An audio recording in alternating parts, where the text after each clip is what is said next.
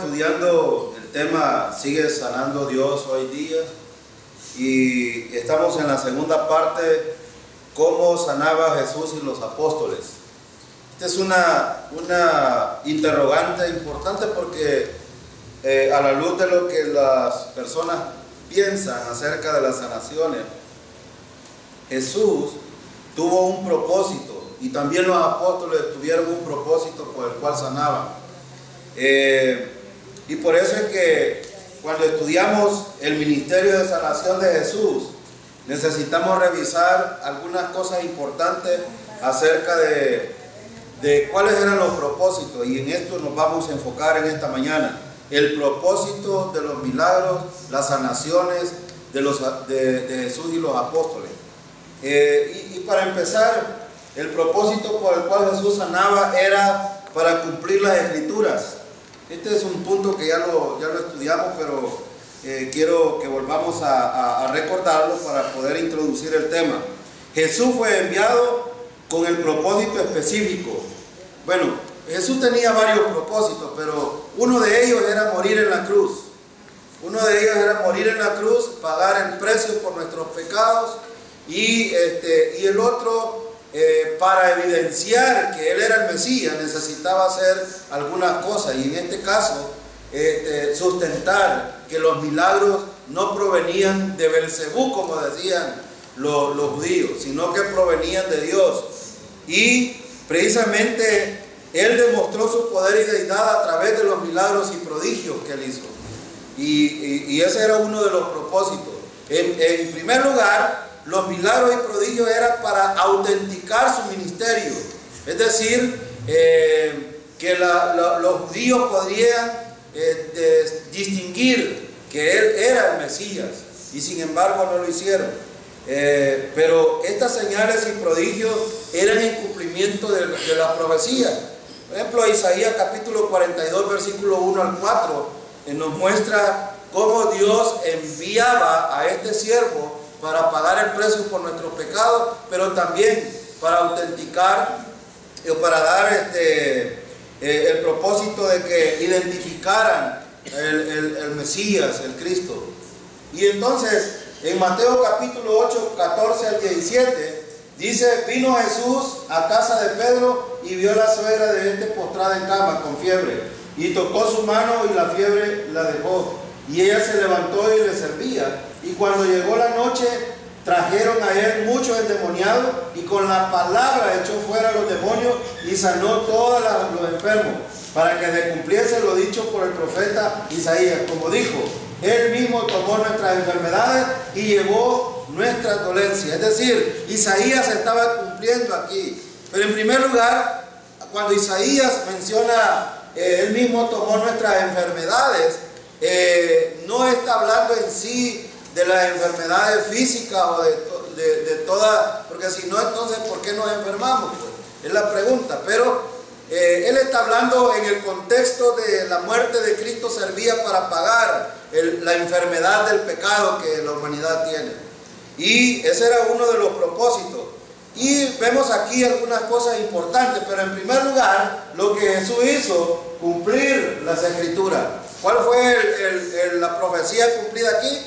Isaías capítulo 42, versículo 1 al 4.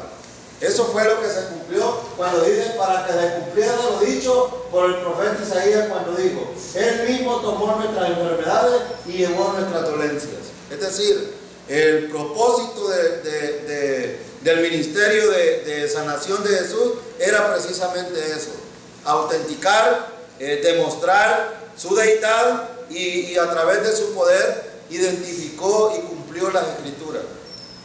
Punto número 2. Para dar innegable evidencia de que Jesús era el Mesías. Y es lo que acabamos de estar diciendo. Para dar innegable evidencia de que Jesús era el Mesías. Y esto lo vemos en Mateo capítulo 9, 6. Dice: pues para que sepáis que el Hijo del Hombre tiene potestad en la tierra para perdonar pecado. Dice entonces al paralítico: levántate, toma tu cama y vete a tu casa. Entonces, uno de los propósitos era evidenciar quién era Jesús. Y Jesús era el Mesías, el Cristo. decir, y lo vemos también en Hechos Mateo capítulo 11. Noten de que dice Mateo capítulo 11, 2 al 6, y al oír Juan en la cárcel los hechos de ¿quién dice? De Cristo. Es decir, no es lo mismo decir Jesús que decir el Cristo. Y le envió dos a sus discípulos para preguntarle, ¿eres tú aquel que había de venir o esperaremos a otro? No tengo tiempo para explicar algunas cosas de la actitud de Juan aquí. Sin embargo, el punto que estamos tratando de aclarar es que el propósito del ministerio de sanación de Jesús es para evidenciar que Jesús era el Mesías. Y aquí vemos que en el versículo 4 él responde, Jesús le dijo, id y haced saber a Juan las cosas que oís y veis. ¿Y qué era lo que habían visto y oído la gente o los discípulos? Todos los milagros y prodigios que Jesús había hecho. Ahora, esto identificaba o daba a conocer realmente el ministerio de Jesús en cuanto a lo que habían oído y visto. Nadie podía hacer esa cosa que Jesús hacía. Y sin embargo, bueno, Juan tenía algunas dudas de Jesús. Y ya se le había declarado, cuando Jesús bajó al río, ¿qué le mostró Dios a Juan? Le dijo, he ahí el Cordero de Dios que quita el pecado del mundo. Y después le muestra al Espíritu Santo descendiendo en forma de paloma, o como paloma, no es en forma de paloma, como paloma. Es decir, haciéndole un símil de esa revelación que el Señor estaba dando a Juan para identificar que Él era el Mesías. Y en el versículo 5 dice, los ciegos ven, los cojos andan, los leprosos son limpiados, los sordos oyen, los muertos son resucitados, y a los pobres se ha anunciado el Evangelio. Y bienaventurado es el que no halle tropiezo en mí. Es decir, ¿qué estaba diciendo Jesús? Yo soy. Díganle que ese es el Mesías. No necesitan esperar otro. Jesús estaba respondiendo la pregunta de Juan aquí. Ahora, por eso es que es importante ver el asunto. Entonces, en Mateo, vemos en Mateo capítulo 9, ¿para qué fue que levantó el Señor al paralítico? Bueno, para demostrar que solamente el Hijo de Dios podía hacer eso. Nadie podía, de hecho, no había un ministerio más amplio de la deidad de Jesús y de demostración de poder solo a través de Él. Y por eso es que en el capítulo 9, noten lo que dice, pues para que sepáis que el Hijo del Hombre tiene potestad en la tierra para perdonar pecados, dice entonces el paralítico, levántate, toma tu cama y vete a tu casa. Y hoy otra pregunta. El asunto en Mateo capítulo 11, 2, 6, Jesús sanaba a los ciegos, a los cojos, a los leprosos y resucitaba a los muertos como evidencia de que era el Mesías prometido. Las esposas de los sanadores mueren hoy día, hermanos, ¿o no mueren? Sí. ¿Murieron esta gente que fue sanada también? También. Entonces, algunos, y aquí es donde es importante ver el ministerio sanador hoy día, porque ya hemos respondido esta pregunta. ¿Sigue sanando Dios hoy día? Amén, sigue sanando. Ahora, pero el Señor te sana, hermano, ¿para qué? Es la pregunta. Porque muchos quieren sanidad, pero para pasar de balde, para no hacer nada. Pero el Señor tiene un propósito. Y aquí es donde vamos a ver algunas cosas interesantes acerca del ministerio de Jesús. Ahora, amén. Pregunto, hermano, las esposas de esta gente, de estos cojos, de estos ciegos, de estos leprosos, de estos sordos, de estos muertos, ¿podrían resucitar a estos si murieron? No podían. Pero Jesús sí pudo hacerlo. Y esto por eso identificaba o daba a conocer la deidad del Señor, el poder que tenía para sanar. Y no solo eso, daba a conocer que Él era el Mesías, el Cristo. Ahora, literal C, para glorificar a Dios. Fíjense, Juan capítulo 11, 4, miren lo que dice. Juan capítulo 9, versículo 1 al 3, vamos a ver. Dice: al pasar Jesús vio a un hombre ciego de nacimiento y le preguntaron sus discípulos diciendo: Rabí, ¿quién pecó, este o sus padres, para que haya nacido ciego? Respondiendo Jesús: no es que pecó este ni sus padres, sino para que las obras de Dios se manifiesten en él. Noten cuál era el propósito. Las obras de Dios se manifestasen en él. Ahora, la pregunta sería, ¿para qué sana Dios hoy día? ¿Para que glorifiquen al sanador? Pero ¿qué es lo que hace comúnmente la gente hoy? Mira al sanador y deja de mirar a Dios. Estoy diciendo el mediador, porque en las cruzadas y en todo esto, ¿cómo se llama? Sí, en las cruzadas evangelísticas o cruzadas de poder y milagro, como les llaman hoy, Dios probablemente está sanando ahí, y probablemente no. Yo no lo sé, pero lo que sí sé es que muchos salen sanados de ahí. Pero la gente comúnmente, ¿a quién mira? ¿Mira a Dios o mira al hombre que estuvo haciendo la oración para sanar? La gente comúnmente ve al hombre, porque nosotros somos más tendenciosos a vivir por vista y no por fe. Y aquí es donde está el problema. Y por eso estamos estudiando esto, porque nosotros, hermanos, el Señor ha sanado infinidad de personas hoy por hoy y sigue sanando. Pero el asunto es que el propósito de esa sanación es para la gloria de Dios, no para la gloria del ser humano. Entonces, fíjense aquí la pregunta: ¿para qué fue este hombre diseñado desde su nacimiento? Fíjense que aquí lo dice. Dice que le preguntaron los discípulos diciendo: Rabí, ¿quién pecó, este o tus padres, para que haya nacido ciego? ¿Desde cuándo era ciego este hombre? De nacimiento. Pero este hombre había sido diseñado para que la gloria de Dios se mostrase en él. Y esto es lo importante. Yo por eso cuando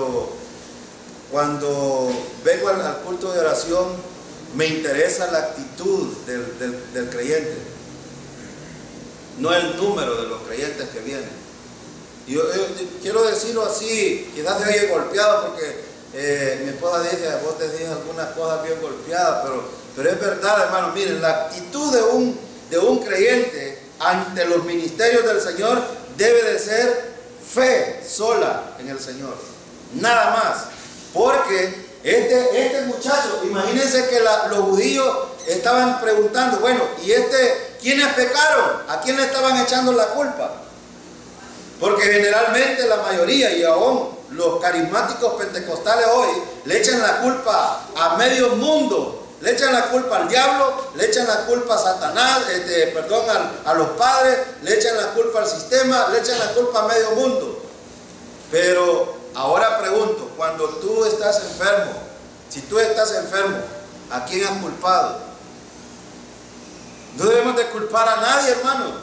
Nadie. ¿Sabe qué? Sí debemos de mirar la gloria de Dios manifestada en esa enfermedad. Y esto es lo importante. Es que a veces nosotros vemos un gigante en las cosas que nos pasan y dejamos de mirar al Todopoderoso. Este es el problema nuestro. Y no estoy diciendo que la fe, la mucha fe o la tanta fe que una persona tiene lo va a sanar. No se trata de la fe, se trata de la voluntad de Dios. Y esto es muy importante también. Fíjense aquí, ¿qué era lo que quería hacer Dios? Que su nombre fuera glorificado. Era el propósito. Ahora, las sanaciones, los milagros, los prodigios que el Señor hace deberían de ser hoy para la gloria de Dios. Ese es el propósito. Y por eso es que aquí Si tenemos un problema en general, una enfermedad o cualquier circunstancia, necesitamos mirar hacia ese Todopoderoso que puede ser glorificado a través de las circunstancias que nosotros pasamos. Y esa es la perspectiva que debe de tener un creyente. También el que es sanado de vivir su vida para la gloria de Dios. Porque Sí. muchos quieren ser sanados para seguir trabajando, Sí, para vivir. la vida loca. Sí. El Señor me sanó, ahora yo tengo buenos salud para hacer lo que quiera. Sí. Y eso es lo común. Pero si una persona es sanada, ¿para qué debe ser su vida entonces? Para glorificar. Sí, al Señor. Por eso estaba diciendo yo, no debemos de perder la perspectiva de Dios. Si Dios se glorifica a través de una enfermedad, esa sanación debe de servir en gratitud para la gloria de Dios. Esa debe ser la motivación. Pero muchos de nosotros somos sanados para seguir en los afanes del mundo, y es porque hemos perdido la perspectiva. Yo siempre, últimamente he estado diciendo, hermano, ciudadanos de dónde somos y por qué vivimos como que fuéramos ciudadanos de este mundo. Bueno, yo no lo he dicho, pero realmente, hermano, la perspectiva debe de ser correcta. No estoy diciendo deje de hacer lo que hace, hermano, tampoco. Mientras usted hace lo que hace debe de servir ¿para qué? La gloria de Dios. Por eso es que hemos insistido en la familia, hemos insistido en las responsabilidades de los padres, hemos insistido en las responsabilidades de los hijos, hemos insistido en las responsabilidades de los ministerios, por eso mismo, porque todo debe de ser ¿para qué? La gloria de Dios. Entonces yo debo de tener una perspectiva, no debo de ver las cosas como el mundo las ve, debo de verlas como Dios las ve, así debo de mirarlas. Y la única manera es de mirarlas a través de la palabra. Ahora, hay otro asunto importante en Juan capítulo 11, versículo 1 al 4, mire lo que dice. Estaba entonces enfermo uno llamado Lázaro, de Betania, la aldea de María y de Marta, su hermana. María, cuyo hermano Lázaro estaba enfermo, fue la que ungió al Señor con perfume y le ungió los pies con sus cabellos. Enviaron pues las hermanas para decir a Jesús: Señor, he aquí el que amas está enfermo. Oyéndolo Jesús dijo: esta enfermedad no es para muerte, sino para la gloria de Dios, para que el Hijo de Dios sea glorificado. Ahora, yo no sé si se ha preguntado usted, hermano, aquí no dice la muerte de Lázaro, ¿qué dice? Mire, vea, esta enfermedad, vea que no dice la muerte de Lázaro. Pero ¿cómo se glorificó Dios a través de la enfermedad de Lázaro? Tuvo que morir. Pero fíjense que Jesús no va a la muerte de Lázaro, va a la enfermedad de Lázaro. Y dice, esta enfermedad es para la gloria de Dios. Ahora, te has preguntado, hermano, yo algunas veces me he hecho estas preguntas porque yo soy un poco cuestionador. Yo a Dios no es que lo cuestiono, sino que le hago preguntas para saber cuál es su propósito. Y yo le he hecho muchas preguntas, pero ahora, ayer que estaba estudiando esto, decía, bueno, hay una pregunta que yo siempre le he dicho: Señor, muéstrame cuál es tu voluntad a través de las enfermedades. Yo tengo varias enfermedades y el Señor me ha curado, me ha, hecho un milagro en algunas otras enfermedades. Pero me doy cuenta yo que la enfermedad, que la dificultad, que los problemas, que todo lo que nos asedia como creyentes en nuestro caminar diario, que es conforme a la voluntad de Dios, es precisamente para eso, para la gloria de Dios. ¿Cómo podría glorificarse Dios? Usted, por ejemplo, aquí que está enfermo, hoy podría salir sano de aquí. Podría salir sano. Pero esa enfermedad tuvo que haber estado ahí en usted. ¿Para qué? Para que Dios sea glorificado. Si, hermano, si el creyente que no hace nada, no pasa nada. No pasa nada. Pero los creyentes que tratamos de trabajar en los ministerios, bueno, si yo le hago una consulta hoy, ¿cuántos de ustedes no tienen enfermedad? ¿Verdad que todos tenemos alguna enfermedad? Pero, hermano, entienda esto. Su enfermedad no tiene más el propósito de que Dios sea glorificado por ella. Ese es el propósito. A veces nosotros nos quejamos dentro de las enfermedades y a veces llegamos hasta el punto de estar asediados reclamándole a Dios por esto. No, hermano. Necesita usted en medio de la enfermedad glorificar al Señor y esperar. Probablemente la respuesta de Dios, yo he dicho esto y lo he dicho bien claro, probablemente muramos con esa enfermedad, pero no importa, el Señor se glorificará a través aún de la muerte nuestra. ¿Saben ustedes que uno de los mayores testimonios de un creyente cuando está en un féretro? Lo que pasa es que nosotros cuando hablamos de la muerte no nos gusta, pero aún estando en un féretro, el creyente da testimonio del poder de Dios que tiene. Porque ¿qué se hace en esa velación, hermano? Se predica el Evangelio, el poder de Dios para salvación a todos. No lo vamos a resucitar, pero el Señor sí lo va a resucitar, amén. Entonces este es para la gloria de Dios, aún la muerte es para la gloria de Dios. Y a mí me encanta este pasaje, precisamente por eso. La enfermedad de Lázaro no era es más, las hermanas pudieron haber renegado al Señor. ¿Y por qué bueno, hubo una que le dijo, ¿por qué te tardaste? ¿Por qué te tardaste? Lázaro murió. ¿Pero qué había dicho él? Esta enfermedad, mire lo que dice, oyéndolo Jesús dijo, esta enfermedad no es para muerte, sino para la gloria de Dios, para que el Hijo de Dios sea glorificado por ella. Qué bueno, hermano. Y esta es la perspectiva correcta que necesitamos tener como creyentes nosotros. Ver lo que nos pasa, porque todo esto es para la gloria de Dios y para que Jesucristo sea glorificado a través de ella. No para decir, está enfermo por pecador. Es que yo les pregunto, hermano, si hacemos una lista en esa pizarra de cuántos pecados tengo yo, cuántos pecados tiene mi esposa y cuántos pecados tenemos cada uno de nosotros, ¿verdad que todos salimos manchados? Todos tenemos problemas. Entonces, pero en medio de todos estos problemas, el Señor es glorificado por eso. Y lo primero que hizo es salvarnos a través de la muerte en la cruz del Calvario. Por eso era tan importante la muerte de Cristo en la cruz. Ahora, literalmente, que los hombres crean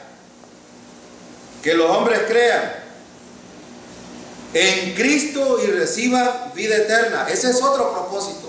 Y por eso es tan importante, hermano, entender los propósitos de las sanaciones de Jesús. Uno de los propósitos era que los hombres creyeran en Él.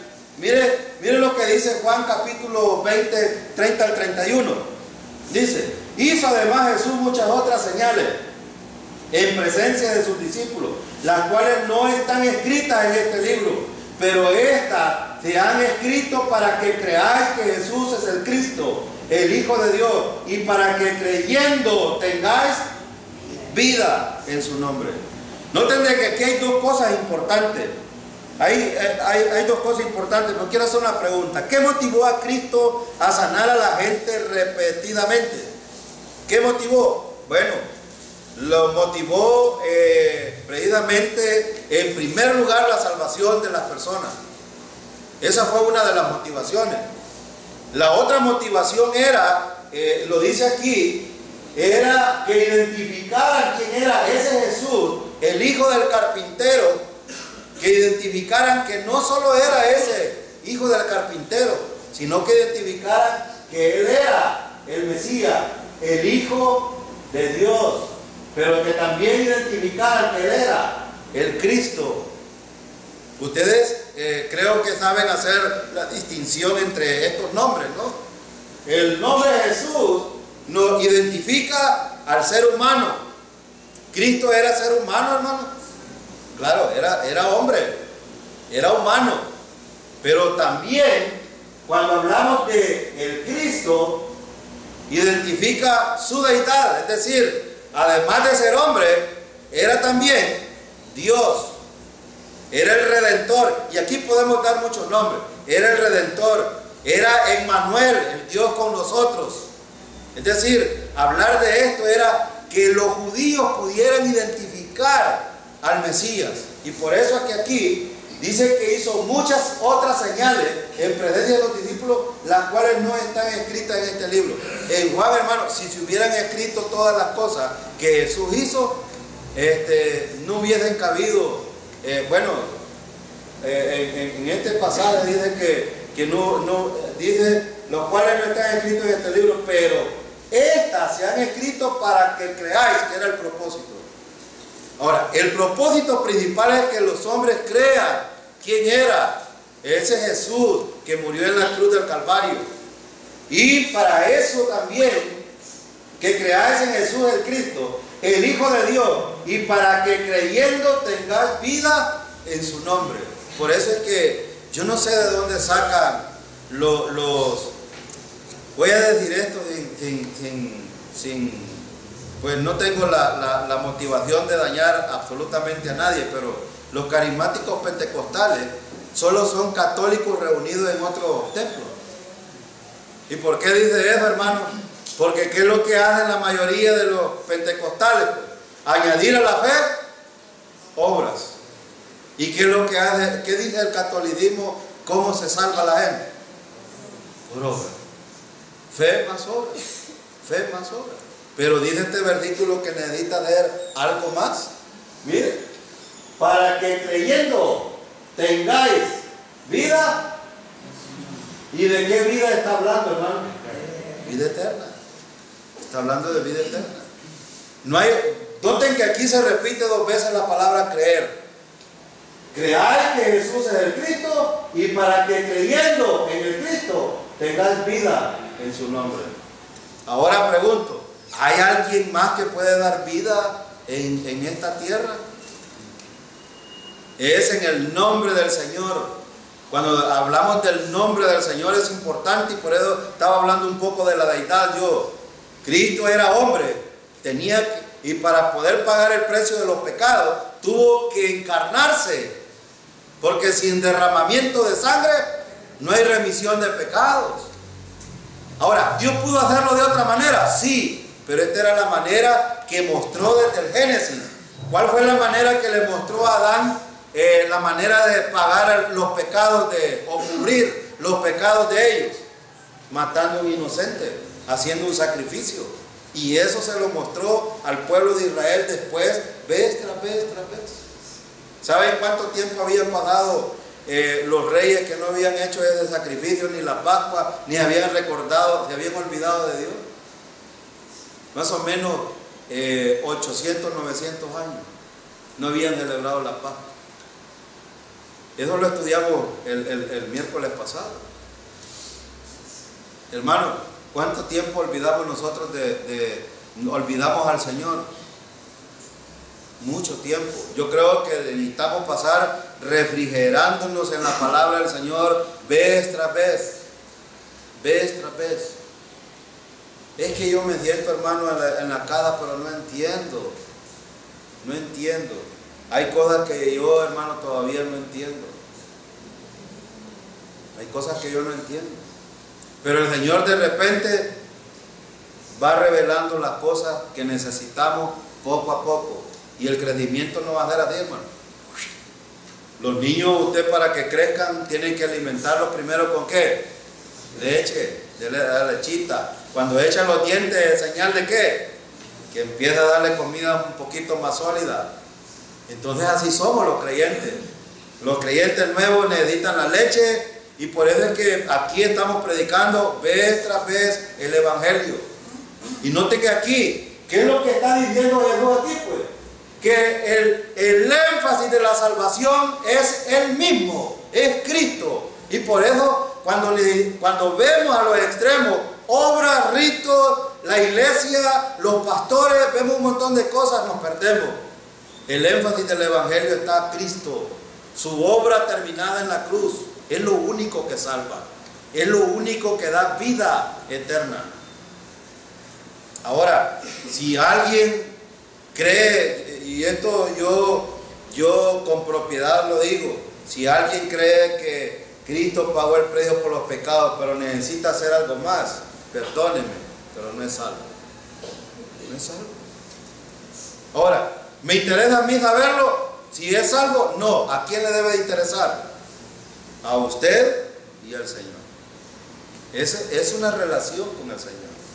Pero es muy importante, hermanos, entender que aquí hay dos cosas interesantes en este pasaje. Bueno, vamos a ver esta pregunta. ¿Qué motivó a Cristo a sanar a la gente repetidamente? Tenemos Mateo capítulo 14. Miren lo que dice. Y saliendo Jesús, vio una gran multitud y tuvo compasión de ellos y sanó a los que de ellos estaban enfermos. Noten aquí, ¿cuánta gente había? Una gran multitud. Hermano, una gran multitud, estamos hablando de un montón de gente, es decir, mucha gente, pero noten aquí, sanó a los que de ellos estaban enfermos. Porque había gente que no estaba enferma. Sí, había mucha gente que no estaba enferma. Correcto.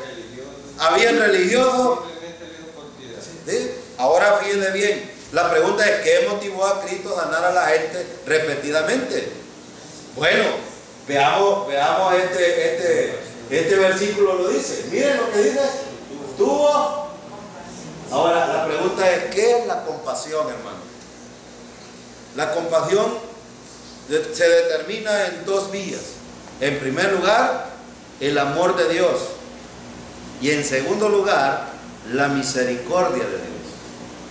Usted sabe que el amor de Dios se manifiesta, bueno, el amor ágape, que es el amor que proviene de Dios, es el amor desinteresado.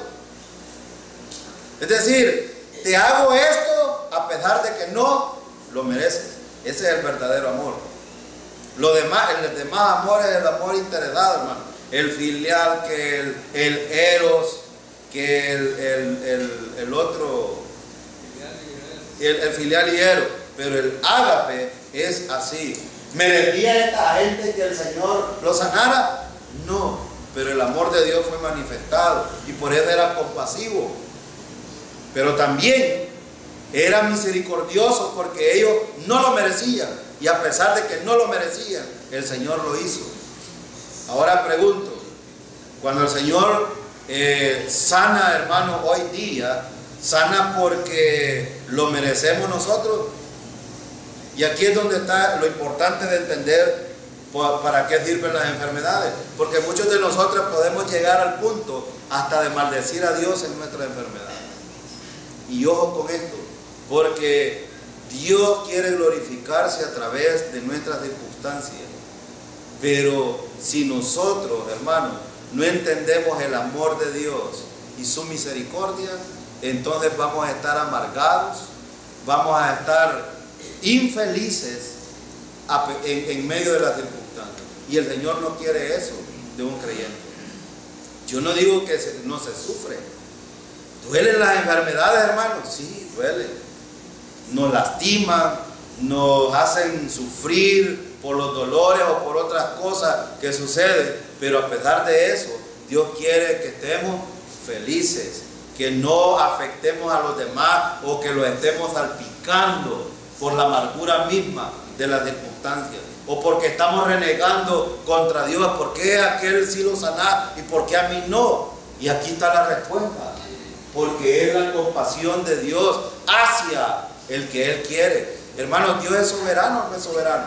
Y si Dios es soberano, Él decide a quién sí y a quién no. A quién no. Entonces ve la importancia. Y la palabra compasión en el griego significa ser movido en las entrañas, ser movido a compasión. Tiene que ver con las entrañas, con el corazón, con el hígado, con los pulmones, con los intestinos. Los griegos sostenían que estas vísceras constituían el asiento de las emociones y pasiones, especialmente el odio, la ira, la ansiedad, el miedo, incluso el amor. Y por eso yo estaba hablando acerca del amor. Era el amor de Dios moviendo a sanar a la gente aquí.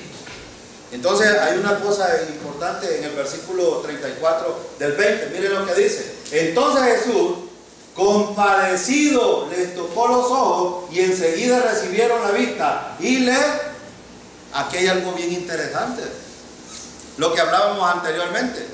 ¿Cuál fue la actitud después de recibir la sanación los ciegos? Miren, ahora el Señor, hermano, nosotros no deberíamos de ser mal agradecidos con el Señor. Muchos a lo mejor han recibido sanación y no se acuerdan de darle, por lo menos dar testimonio de lo que el Señor ha hecho en la vida de las personas. Los creyentes debemos de ser agradecidos. Y no estoy diciendo de que cada vez hay que pasar aquí y contar, pero sí hay que decirle, hay que declarar que lo que el Señor ha hecho, porque esta es la manera de glorificar al Señor. Esta es la manera. Pero fíjense que esto le siguieron, y esta es la motivación importante. Ahora, las sanaciones no deben de ser, hermanos, para que yo viva una vida tranquila y que me olvide del Señor. No, debería de ser en gratitud, ser afectado y servir al Señor. Y esto es importante, pero vean lo que el Señor tenía: compasión. Era el amor hacia los enfermos que motivaba a Jesucristo a sanar a las personas. Es su gracia, es su misericordia, no es otra cosa. Hay gente que y aquí es donde una hermanita de aquí de la esquina, cuando yo vivía ahí en la esquina, a las 12 de la noche se levantaba a orar y hacía una gran bulla y hasta en lenguas hablaba. Y le cuento esto por esto. Ella me dijo una vez: hermano, yo he sido sanada de una enfermedad, y probablemente lo fue, yo no lo dudo. Y probablemente fue Dios quien la sanó. Pero ¿saben qué me dijo ella? Hermano, ustedes quieren tener hijos con su esposa, pacten con el Señor, pacten. Yo he dado $20 por 5 meses y el Señor me ha hecho el milagro. ¿Verdad que cuando yo compro un milagro, hermano, es por el Señor me ha sanado por su compasión, su misericordia? Ojo con esto, porque a veces nosotros queremos comprar al Señor y esto no es así, no funciona así. Por eso es que en Hebreos dice: vengan al trono de la gracia para encontrar ¿qué? ¿Y qué más? Primero dice misericordia y oportuno. ¿Por qué dice misericordia? Porque nosotros no merecemos absolutamente nada del Señor, pero Él obra en los creyentes por misericordia. Y encontramos oportuno socorro, porque ¿quién es el que nos consuela? Es el Señor, hermano. Y esto es lo interesante de estos estudios. No como lo muestran los pentecostales. Ven ustedes ese canal de Enlace. Enlace les está vendiendo milagros a ustedes. Pero dice aquí que el ministerio del Señor no era así. Era compasivo. Era por su gracia. Era por su misericordia. Y todavía sigue siendo por estas mismas motivaciones, no por otras. Número dos, las particularidades de las sanidades de Cristo eran: en primer lugar, Él nos sanó a todos los que necesitaban ser sanados. Él no sanó a todos los que necesitaban, y esto es importante también entenderlo, hermano, porque en medio de las circunstancias que nosotros vivimos y cualquier enfermedad, podemos llegar al punto, y lo repito, de enojarnos con Dios. Podemos enojarnos con Dios, y nosotros necesitamos entender que Dios no va a sanar. Bueno, hay gente que puede inclusive morir con sus enfermedades, lo repito, o pueden ser sanados. Es que usted necesita más fe, hermano. No, es que no se trata de cuánta fe usted tenga. Tampoco yo le voy a mentir a usted y le voy a decir, hermano, es que usted necesita tener más fe en el Señor, porque a mí me lo han dicho. Me lo han dicho, hermano, es que, hermano, usted no es sanado. No, ustedes, como siempre nos atacan por ese lado con mi esposa, ustedes no tienen hijos porque ustedes están faltos de fe. Ahora les pregunto yo, ¿cuánta fe necesita una persona para ser sanada? Bueno, les voy a demostrar hoy por hoy que hubo mucha gente que no tuvo ni siquiera fe, sino que la fe de otros, y fueron sanados. En primer lugar, Él nos sanó a todos los que necesitaban ser sanados. Miren lo que dice Juan capítulo 5, 1 al 9. Después de estas cosas había una fiesta de los judíos, y subió Jesús a Jerusalén. Y hay en Jerusalén, cerca de la puerta de las ovejas, un estanque llamado en hebreo Betesda, el cual tiene 5 pórticos. En esto yacía una multitud. Ojo con esto. ¿Cuánto había? Multitud de enfermos, ciegos, cojos, paralíticos, que esperaban el movimiento del agua, porque un ángel descendía de tiempo en tiempo al estanque y agitaba el agua. Y el que primero descendía al estanque después del movimiento del agua quedaba sano de cualquier enfermedad que tuviese. En primer lugar, había muchos enfermos y de diversas enfermedades. Sí, pero miren lo que pasó. Versículo 5. Y había allí un hombre que hacía, ¿cuánto tiempo? 38 años estaba enfermo. Por eso yo, hermano, no me quejo y no me preocupa la enfermedad. Si muero con ella no importa. Y quiero decírselo, quizás suena pesado, pero hermano, lo que nosotros necesitamos es seguir dependiendo del Señor para que Él nos fortalezca en medio de las circunstancias. Ahora quiero decir algo importante.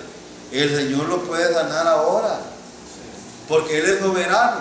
Pero no está en mí decirle, mira hermano, hoy va a ser sanado. No. Pero ve aquí, solo ve aquí una cosa que quiero aclarar en particular. Lo que estamos enseñando es justamente la ignorancia, la arrogancia de un líder religioso. Nadie tiene poder para sanar, solo Dios. Correcto. Y esto hasta la Iglesia Católica lo ha dicho clarito, que el único que sana es Dios. Sí. Tendría que ser un ignorante si un líder religioso dice que Él tiene poder para sanar. Sí. Dios sana a quien quiere. Pudo haber sido, lo usa Él, como puede usar un burro, una piedra, un agua, una tierra, lo que Él quiera. Dios va a sanar a quien Él quiere. Correcto. Y este es un ejemplo de eso. Entonces lo que se está enseñando es que Dios sana, pero que no hay nadie que tenga esta sanidad, sino que Él es soberano para sanar a quien quiere. Y hemos aclarado que no es porque es pecador, porque es religioso, por la fe. Estamos dando citas bíblicas que aclaran en casos que nada de esto ha funcionado. Sí. Noten ustedes aquí, hermano, multitud de enfermos, distintas enfermedades. Pero miren el versículo de él. Cuando Jesús lo vio acostado a este hombre que tenía 38 años y supo que llevaba ya mucho tiempo así, le dijo, ¿quieres ser sano? Señor, le respondió el enfermo, no tengo quien me meta en el estanque cuando se agita el agua. Y entre tanto que yo voy, otro desciende antes que yo. Jesús le dijo, levántate, toma tu lecho y anda. Y al instante aquel hombre fue sanado y tomó su lecho y anduvo. Y era día de reposo aquel día. ¿A cuántos sanó el Señor aquí, hermano? ¿Cuánta fe tenía? Ahora pregunto, ¿Cuánta fe tenía este hombre? ¿De qué religión era? ¿De qué religión era? No pidió. No pidió. Mire, solo note usted. Note aquí, mire lo que dice el paralítico. Mire. Él le preguntó, ¿quieres ser sano? Jesús le preguntó. Mire lo que le dijo él. Señor, respondió el hermano, no tengo quien me meta. ¿En quién estaba confiando realmente? Él estaba confiando en lo histórico del mito del estanque. ¿Sí o no? Ahora, y en la capacidad física. Los ciegos podían caminar y entrar. Los que estaban a lo mejor mancos de una mano o leprosos podían caminar y entrar. Él era un paralítico que estaba, mire, y esto, ojo, porque a veces nos pasa a nosotros. Voy a decir esto, hermano, yo quiero mostrarles algo que a veces nos pasa a nosotros. Miren, cuando nosotros venimos a los estudios, venimos así. ¿Sí o no? A la iglesia venimos cargados, venimos asediados de tantas cosas. Y de repente, cuando escuchamos la palabra, soltamos esa carga, la soltamos. Pero cuando salimos allá, ¿qué hacemos otra vez? Nos encanta ver cómo era aquel hombre que subió al carro. Don Lito Dubón. Don Lito Dubón, iba con un tercio de leña y el señor iba en un carro y le dijo, súbase. Y Don Lito Dubón se subió con el tercio de leña en el lomo y agarrado del carro. Todavía así nos pasa a nosotros. Así nos pasa a los creyentes a veces. Así nos pasa. Y hermano, el hombre paró el carro y le dijo, ¿y por qué no baja el tercio y descansa? No, porque pienso que le va a pesar más al carro. ¿Cuánto creen ustedes que pesa para el Señor las cargas que nosotros andamos, hermano? Nosotros somos tan, voy a decir, y espero no vender, somos tan ignorantes que no entendemos el poder que realmente el Todopoderoso tiene. Si Él con solo hablar hizo el mundo y ahora subsiste usted, hermano, ¿cómo no va a ser como una enfermedad? Pero nosotros así somos. Y por eso es que vivimos vidas tan desgraciadas, dependiendo de nuestras fuerzas, depender del Señor es esto. Mire, ok, Señor, tengo esta carga, te la dejo, y yo me voy feliz, me limpio y me voy feliz, y vivo vida feliz, no trato de infectar a los demás. Ay, es que y una matraca diciendo cosas. No es esa la vida del creyente. Depender del Señor es despojarse de la carga, dejarla en el Señor. ¿Y saben qué va a hacer Él? En el tiempo que Él quiera, hacer esto mismo. Levántate, toma tu lecho y anda. Él lo va a hacer. No lo va a hacer cualquier hombre. Lo va a hacer el Señor. Ahora, y hermano, lo estoy diciendo con libertad por lo que el versículo dice. Este hombre no tenía fe, era falto de fe. Y el Señor le estaba diciendo, ¿quieres caminar? Pero ¿y cómo voy a entrar? Imagínense. Y a veces el Señor le dice, ¿quieres ser sano? El Señor, ahora yo no sé a quién le está diciendo, ¿quieres ser sano? Imagínense que ese hombre tenía la fe en el agua. ¿Sí? Ni idea tenía de que lo iban a sanar. ¿Sí? Ahora, por eso decía yo, hoy usted puede salir sano de aquí, si el Señor, esa es su voluntad. Y los problemas que nos pasan a nuestro alrededor es igual, hermano. Usted no puede añadirle absolutamente nada más a la voluntad del Señor. Dejemos de tratar de ayudarle al Señor, hermano. Eso se llama religión. Eso se llama carnalidad. Eso se llama esfuerzo personal. No se llama fe en el Señor. La fe es depositar las cargas en el Señor. Entonces, ¿cuánto cobró el Señor? Por todos los milagros que hemos visto hasta este momento, ¿cuánto va a cobrar?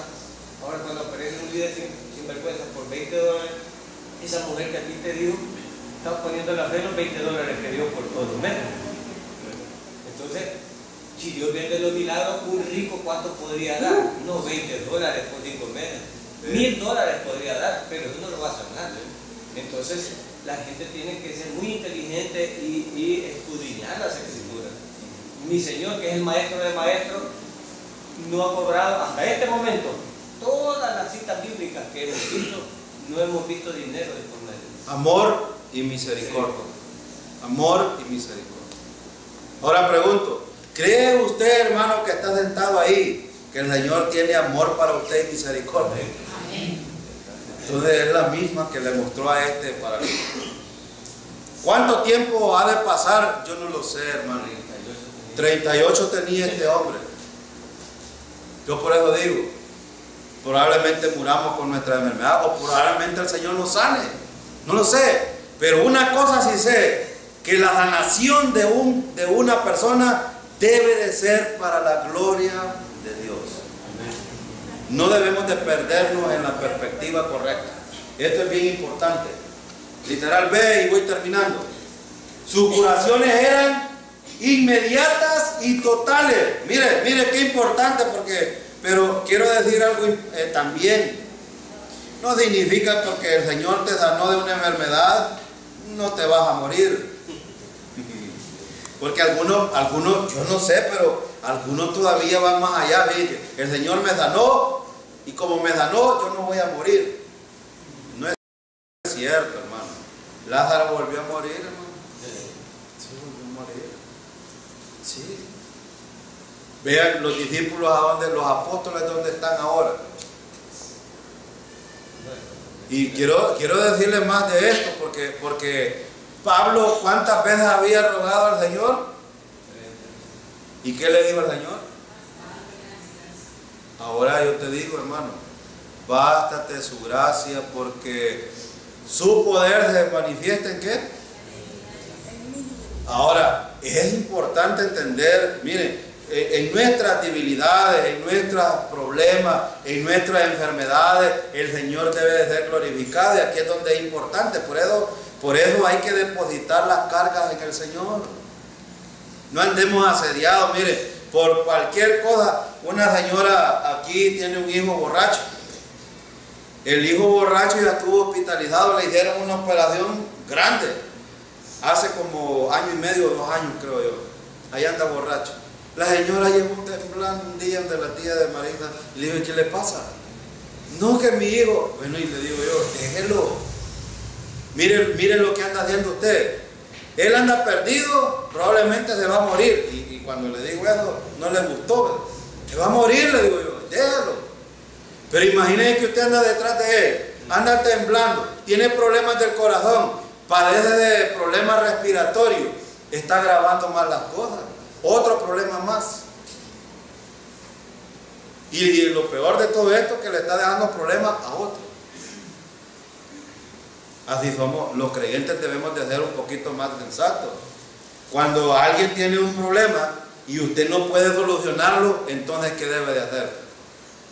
Pregunto, ¿qué debe de hacer? Orar y dejar la carga al Señor. Pero si usted se afana, ay, que yo no, ay, que. Entonces, tiene el problema la persona, y ahora ya tengo otro problema yo, y le estoy dando otro problema a los demás, porque no nos quedamos con eso. Empezamos, ay, que esta enfermedad, que Dios no me sana, y que no sé qué, y empezamos a salpicar a los demás. Y cargamos a otros. Y este otro ya está cargado y está asediando a otro. O sea, esta es una cadenita, ojo. Hermano, hoy váyanse con esta carga. Tírela. Déjenla en el Señor. No se la lleve. Sea feliz. Por eso es que Pablo decía, estad siempre gozoso, orad sin cesar, dar gracias a Dios en todo, porque esa es la voluntad para el Señor, para con nosotros, en Cristo. Esta es la perspectiva correcta. Estar alegres, gozosos, no estando a regañadientes. Bueno, no, hermano, no es esa la voluntad del Señor. Mateo 8, 1, 4 y termino. Cuando descendió Jesús al monte, le seguía mucha gente. Y he aquí que vino un leproso y se postró ante él, diciendo: Señor, si quieres, puedes limpiarme. Jesús extendió la mano y le tocó, diciendo: quiero, sé limpio. Y al instante su lepra desapareció. Entonces Jesús le dijo: mira, no lo digas a nadie, sino ve, muéstrate al sacerdote y presenta la ofrenda que ordenó Moisés para testimonio de ellos. Qué importante. ¿Cómo fue esta sanación, hermano? Inmediata. Y fue total. Fue total. Miren Mateo 8:13. Entonces Jesús dijo al centurión: ve, y como creíste, te sea hecho. Y su criado fue sanado en aquella misma instante. Al instante. Mateo 8:15. Y tocó su mano y la fiebre le dejó. Y ella se levantó. Ahora, ¿qué debemos de hacer, hermano, cuando Dios hace algo en nuestra vida? Servirle. Por eso nosotros insistimos. Hermanos, necesitamos servir al Señor para que la gloria sea para Él. Yo digo esta palabra: no debemos de ser creyentes ociosos, hermano. Creyentes de solo esa silla. No debemos de ser de eso. Ayer hablábamos un poco de un anciano que a pesar de su edad, yo no sé cuántos años tenía, pero ya era de edad avanzada. No era un anciano ocioso. Porque los ancianos creen que ya están ancianos y ya no tienen nada que hacer en la iglesia. Vuelvo a repetir lo que dije ayer y lo digo. ¿Qué dice Pablo en los Romanos en el capítulo 10? Irrevocables son los dones. Por lo tanto, los creyentes no nos jubilamos. Los creyentes debemos de tener la fortaleza hasta el último día para servir al Señor. Y el Señor quiera y nos permita hacer esto. Oremos. Padre, queremos darle gracias en este momento.